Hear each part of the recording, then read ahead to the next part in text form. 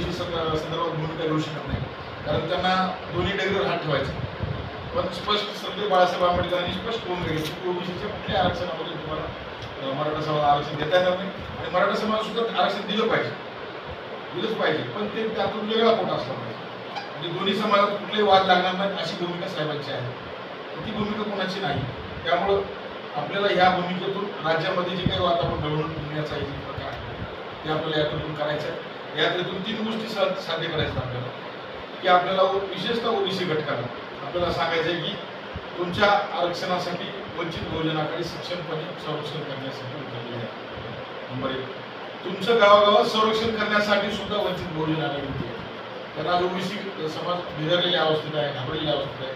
त्यांचं संरक्षण करण्यासाठी सुद्धा त्या ठिकाणी घेऊन. आणि तिसरं सगळ्यात महत्वाचं म्हणजे ओबीसीला राजकारणामध्ये स्थान देण्यासाठी वंचित बहुजन आघाडी आहे. आज ओबीसीला कोणी तिकीट सुद्धा देत नाही. आता इथं आम्ही 2 उदाहरण बसलेलो. आम्ही जर या ठिकाणी बरेच जण म्हणतात की आपण महाविकास आघाडीत जायला पाहिजे होते. आमच्यासारखे सवाल आहे, आम्हाला कोणी तिकीट दिलं? आम्हाला तिकीट मिळाली कारण साहेबांनी स्वतंत्र पॅनल उभं केलं म्हणून आम्हाला तिकीट मिळाली, लोकांना संधी मिळाली. आणि जे काही संविधान वाचवण्याच्या गप्पा मारत होती ते आपण काल विधान परिषदेच्या इलेक्शनमध्ये बघितलं. संविधान वाचवण्यासाठी ते अगदी म्हणजे किती रुपयाला संविधान विकतात. काँग्रेसची 10 मतं 8 मतं तिकडे दिली. उद्या संसदेमध्ये जेव्हा संविधानाबद्दल बदल करायला लागतील हीच काँग्रेसची लोक अशीच विकल्या जाणार आहेत. त्यामुळं त्यांचं काही कमिटमेंट नाहीच आहे, हे अस्पष्ट झाले. त्याच्यामुळं या सगळ्या गोंधळ अवस्थेमधून आपला जो मुख्य जनाधार आहे, आपला जो सगळा मुख्य वोटर्स आपला जो आहे पक्षाचा बेस आहे तो सुद्धा मजबूतीने ताकदीने ह्याच्यामध्ये उतरवायचा आहे आपल्याला. आणि विशेषतः ओबीसींना ह्याच्यामध्ये इन्व्हॉल्व घ्यायचा आहे. विशेषतः तुमचा बीड जिल्हा हा ओबीसीचा आता केंद्रबिंदू आहे. ओबीसीच्या भूकंपाचा आंदोलनाचा जे काही मराठा ओबीसी वादाचा जे काही विषय आहे तो सगळ्यात मोठा बीड जिल्हा आहे.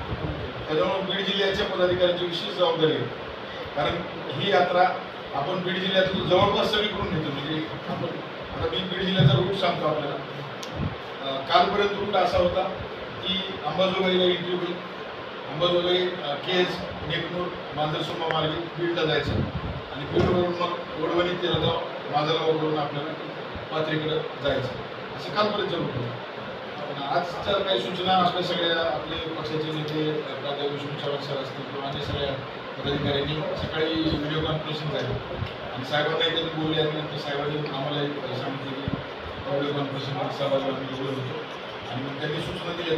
ते पण तुम्हाला विचारायचं आहे आणि त्याचे बदल आपल्याला इथंच बसून घडवायचं. म्हणून मी अंबाजोगाई मला 2 दिवसा पक्षाच्या ऑफिसमधून फोन आली की तुम्ही रोड फिक्स सांगा. म्हणून अंबाजोगाईला गेल्याशिवाय मला सांगता येत नाही. आता याच्यामध्ये जिल्हाधिकारी साहेब आहे,